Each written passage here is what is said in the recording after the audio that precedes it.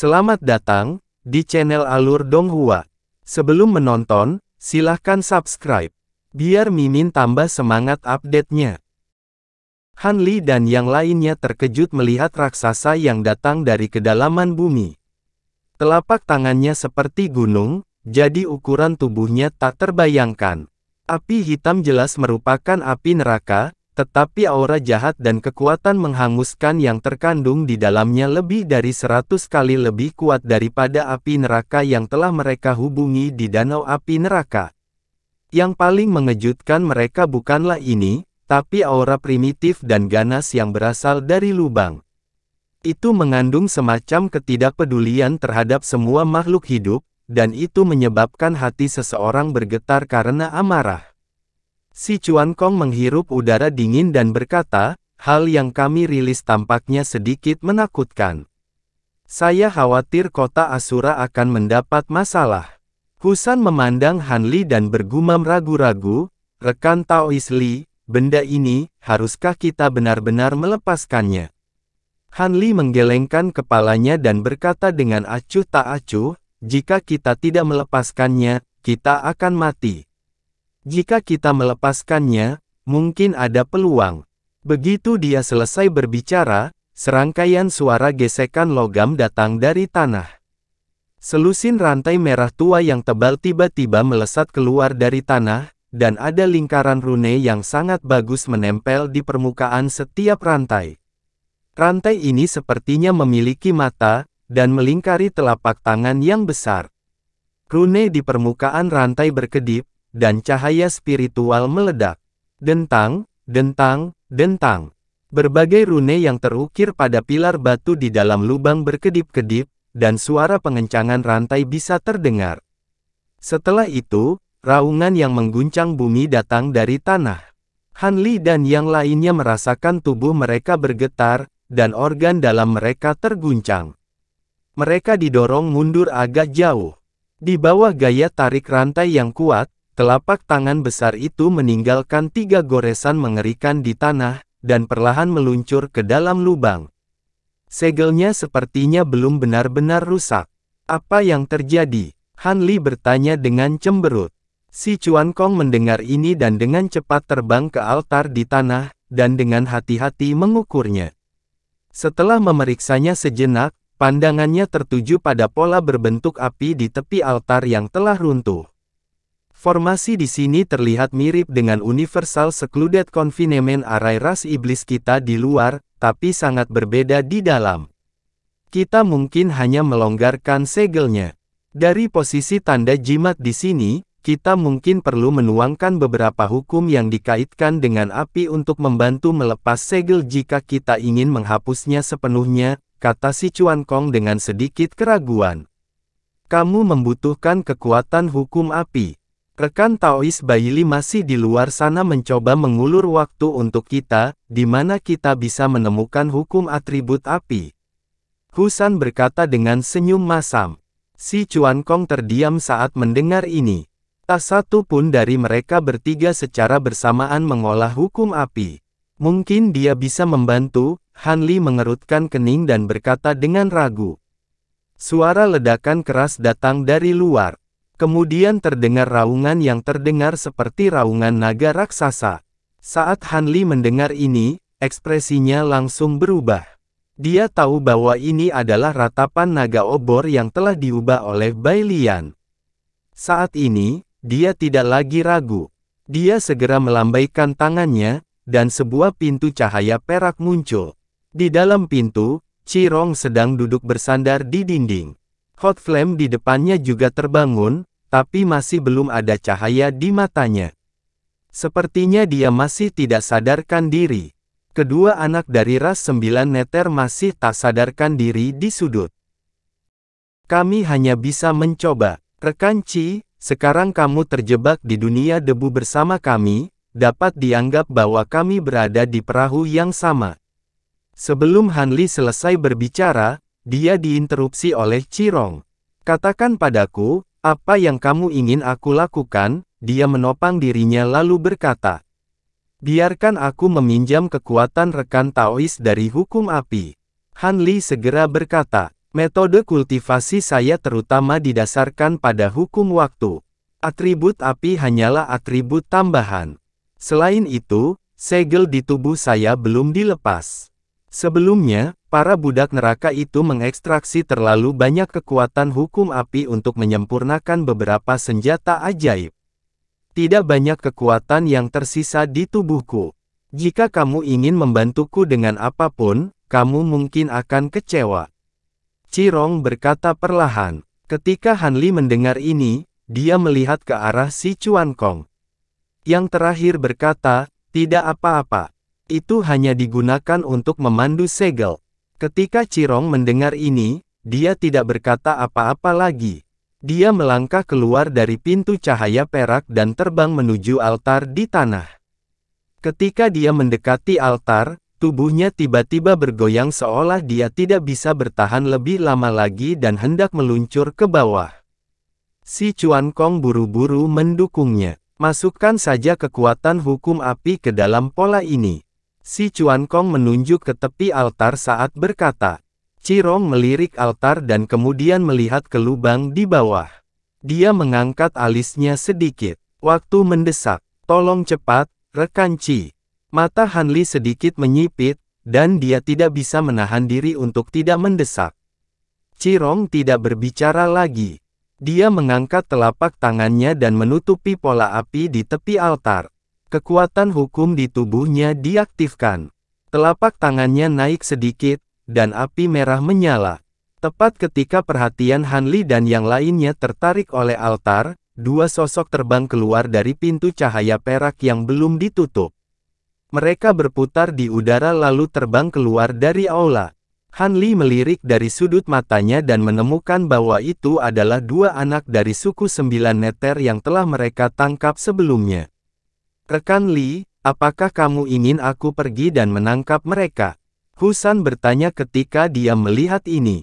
Biarkan mereka pergi. Dalam situasi ini, tidak ada perbedaan apakah kedua anak ini ada atau tidak. Han Li menggelengkan kepalanya. Tetapi pada saat ini, perubahan mendadak terjadi. Kekuatan hukum api Qirong menyalakan pola api di altar.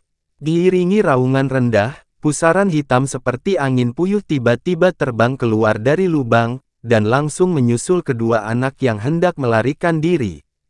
Han Li dan yang lainnya menoleh dan melihat pemandangan yang sangat berdarah. Pakaian kedua anak itu langsung membusuk, dan tubuh mereka yang terbuka dengan cepat roboh.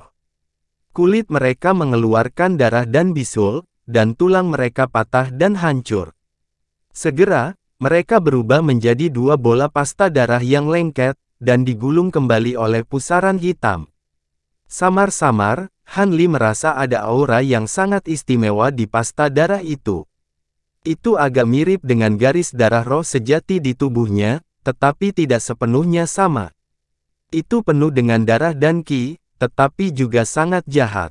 Sebelum dia bisa mengetahui apa yang sedang terjadi, seluruh aula mulai bergetar lagi.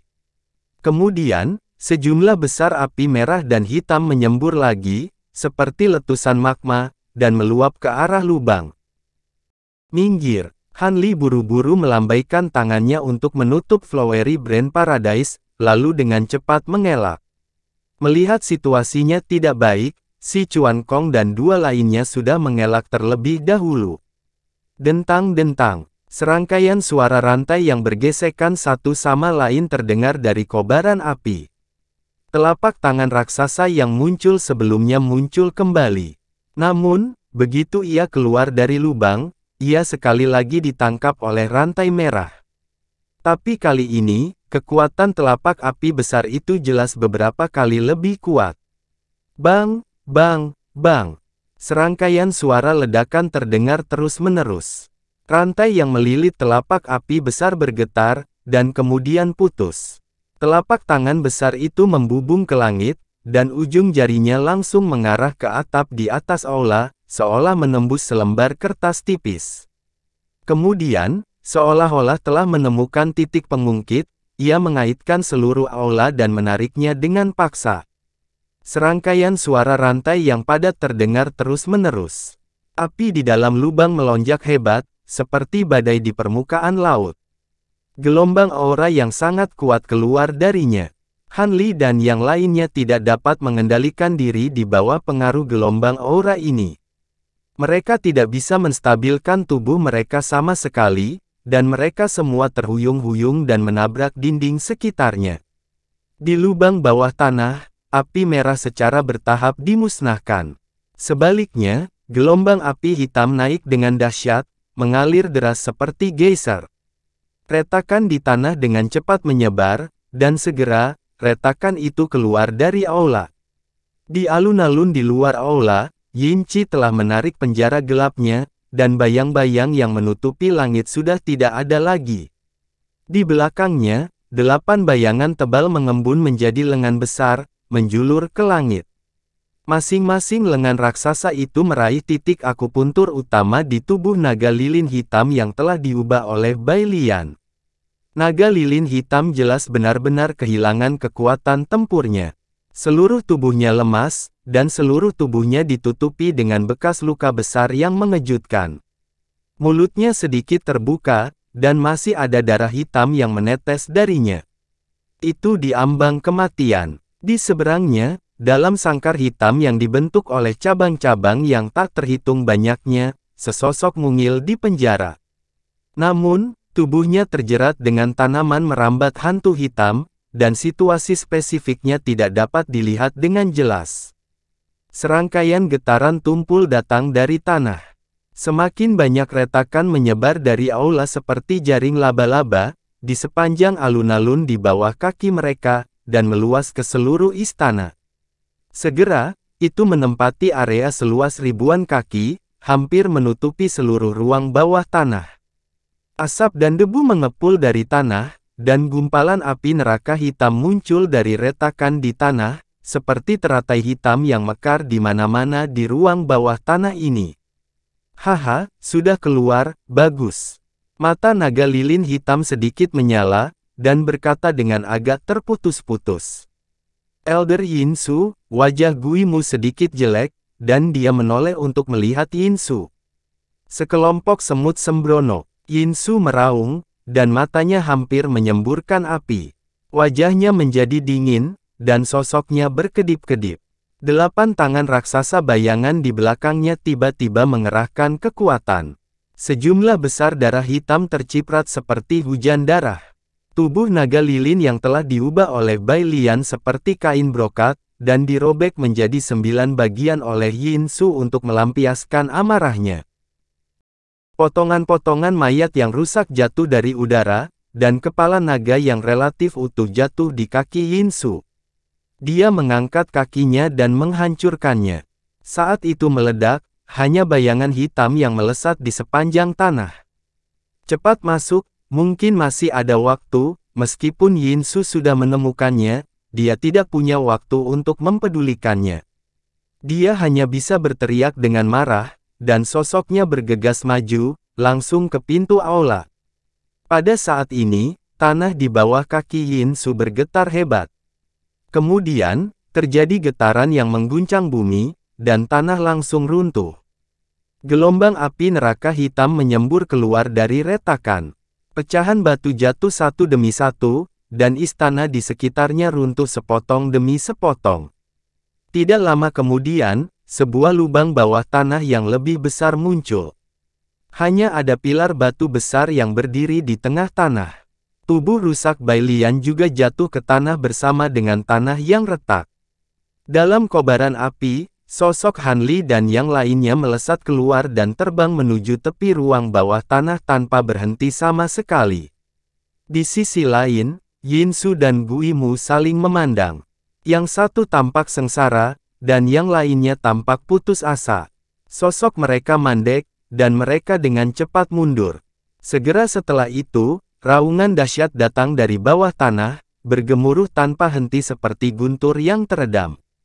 Ditemani oleh aura Manchuria yang tak tertandingi, seperti binatang raksasa primitif, tetapi juga seperti dewa kuno.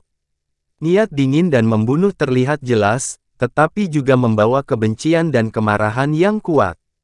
Tangan hitam raksasa yang telah menembus atap sebelumnya, sekali lagi meraih ke atas, dan menembus kubah ruang bawah tanah seperti pisau yang memotong tahu. Tampaknya menarik ke atas dengan seluruh kekuatannya.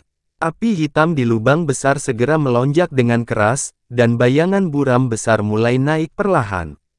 Saat nyala api berangsur-angsur mereda, bayangan buram akhirnya menjadi jelas. Itu adalah kepala besar yang ukurannya hampir 2000 meter. Itu hitam seperti tinta, seolah-olah diukir dari besi halus dan batu hitam.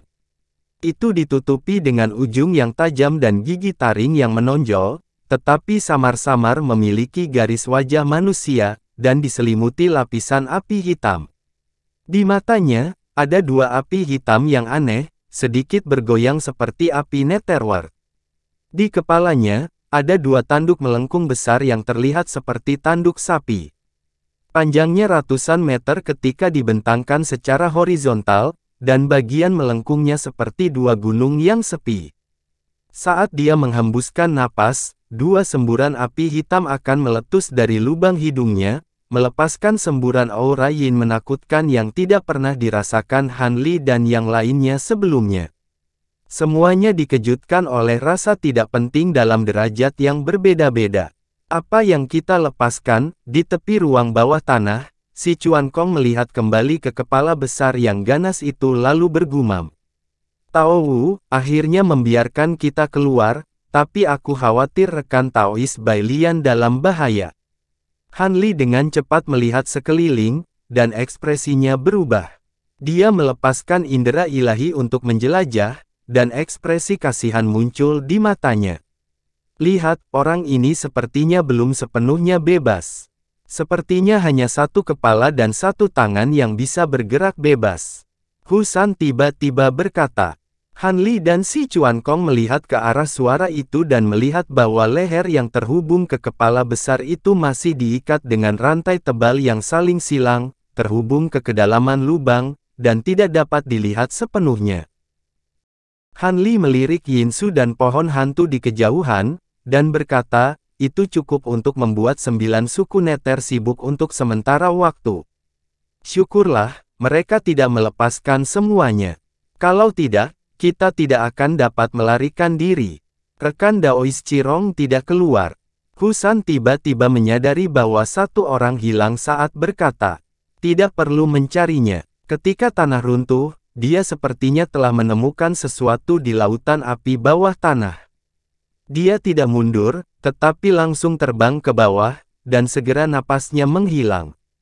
Si Chuan Kong menggelengkan kepalanya. Jangan khawatirkan dia. Kalian cari jalan keluar. Aku akan pergi menyelamatkan Weeping Soul. Han Li menjadi tenang saat berkata. Pada saat ini, Bi An, yang berada di lubang bawah tanah, tiba-tiba mengangkat kepalanya dan meraung marah.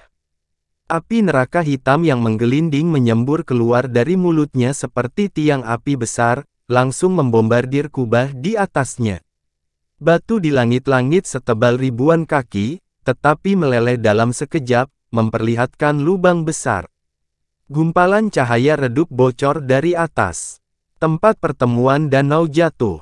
Platform batu yang menjulang tinggi bersinar dengan cahaya putih, menyemprotkan pancaran cahaya putih ke segala arah, membuatnya terlihat semakin megah. Di belakang meja bundar di platform tinggi, penguasa domain dunia debu duduk melingkar. Mereka semua memiliki ekspresi berbeda di wajahnya. Ada yang tersenyum, ada yang muram, dan ada yang tanpa ekspresi. Saat ini, suasana seluruh tempat pertemuan agak tegang. Meskipun tidak banyak orang yang berbicara, itu samar-samar dipenuhi dengan semacam permusuhan. Pertemuan tiga alam dipimpin oleh tiga domain, 9 Nether, Samsara, dan Tali Hitam. Yin Cheng Quan, Huang Fuyu, dan Xiao Buye duduk di segitiga meja bundar putih, membentuk formasi tripartit. Seluruh pertemuan berlangsung selama 20 hari. 7 hari pertama merupakan tahap diskusi, di mana ketiga domain memimpin dalam menjelaskan tujuan utama pertemuan dan beberapa posisi saat ini.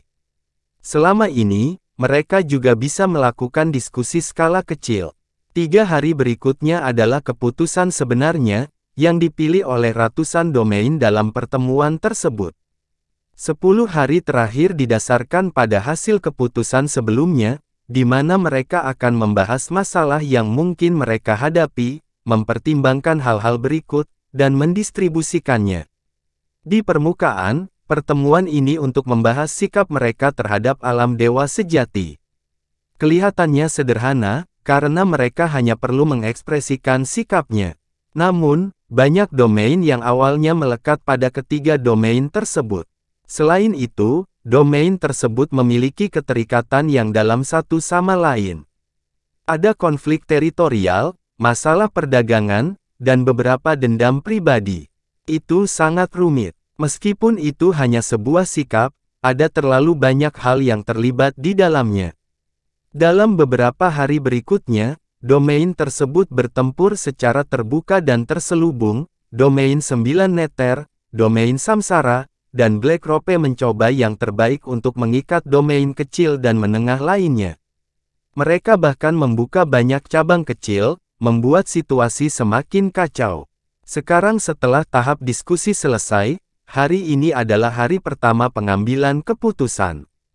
Meski keputusan belum dibuat, situasinya pada dasarnya jelas. Sebelum pertemuan, domain Samsara tidak mengeluarkan biaya untuk mengirim sejumlah besar orang untuk mengikat penguasa domain yang awalnya netral. Mereka telah menginvestasikan banyak sumber daya dan manfaat. Meskipun 9 Neter memiliki penguasa domain yang paling bergantung, mereka tidak terlalu antusias untuk mengikat di domain netral lainnya. Adapun Black Rope, mereka memiliki sikap laissez-faire, jadi mereka secara alami tidak membuat langkah besar. Selain itu, sebagian besar domain di dunia debu memusuhi alam dewa sejati. Namun, mereka mendambakan sumber daya kultivasi yang kaya dan beberapa hal yang tidak dapat dijangkau oleh dunia debu. Oleh karena itu, di bawah bimbingan domain Samsara, lebih dari separuh penguasa domain netral dan bahkan penguasa domain yang terikat pada tali hitam telah diikat. Meski masih ada beberapa penguasa domain yang belum menyatakan sikapnya, situasinya sudah sangat jelas. Saat ini, hanya 1 jam sebelum rapat dimulai, Yin Cheng Kuan duduk diam dengan ekspresi tenang, seolah dia tidak cemas sama sekali. Tuan Domain Yin, situasinya sangat buruk bagi kami. Semakin banyak orang yang diikat oleh domain Samsara. Seorang tetua berambut putih di sebelah Yin Cheng Kuan membungkuk lalu berkata dengan cemas. Orang ini bernama Tian Wiping, penguasa domain Guci. Dia selalu berhubungan baik dengan ras 9 Neter dan merupakan pendukung paling aktif dari 9 Neter. Ini hanya tahap awal pertemuan. Anda tidak perlu khawatir, Tuan Domain Tian menjawab. Yin Cheng Kuan tersenyum tipis seolah dia telah merencanakan segalanya. Melihat ekspresi Yin Cheng Kuan, Tuan Domain Tian bergumam di dalam hatinya, tetapi dia tidak mengatakan apa-apa. Yin Cheng Kuan duduk tegak, bersandar di sandaran kursi, dan mengambil cangkir teh di depannya. Lewati perintah, bertindaklah sesuai dengan rencana semula. Saat dia menyentuh cangkir teh, dia diam-diam mengirimkan transmisi suara. Saat ini, 2 orang berdiri di belakang Yin Cheng Kuan. Salah satunya adalah pemuda dengan fitur wajah biasa, alis tebal, mata besar, dan udara yang agak heroik di antara alisnya. Ada tanduk abu-abu melengkung di dahinya. Orang lainnya adalah pria kekar berjubah abu-abu. Dia terlihat biasa saja, tapi alisnya hitam seperti pedang. Wajahnya sedingin es, dan seluruh tubuhnya memancarkan aura dingin. Keduanya memiliki aura yang kuat. Mereka berdua berada di ranah Zenith Heaven. Kelopak mata pemuda yang terkulai berkedip sedikit, dan cahaya abu-abu yang hampir tidak terdeteksi melintas di lengan baju di belakangnya. Di antara kerumunan di bawah platform tinggi, sosok tinggi dan kurus berjubah hitam segera berbalik dan berjalan ke kejauhan. Segera, dia menghilang ke kerumunan. Yin Cheng Kuan melirik ke bawah platform dari sudut matanya dan meletakkan cangkir teh di tangannya. Master Wilayah Yin, Saya sangat mengagumi Anda karena begitu tenang dan tenang dalam situasi seperti itu. Sebuah suara terdengar. Itu adalah Xiao Buye dari daerah Tali Hitam, yang menoleh dan berkata sambil tersenyum. Demikian juga, Wakil Master Wilayah Xiao, kamu tidak keberatan sama sekali, kan? Yin Cheng Kuan berkata dengan lemah.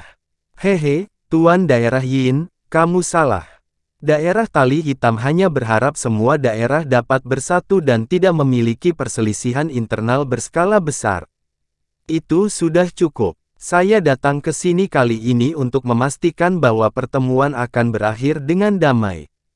Ketika Xiao Buye mengucapkan kata damai, nadanya sedikit lebih berat, seolah sedang memperingatkan sesuatu. Begitu. Kepedulian wakil wilayah Xiao terhadap orang-orang di dunia debu adalah berkah bagi mereka. Aku sangat mengagumimu, kata Yin Cheng Kuan sambil tersenyum.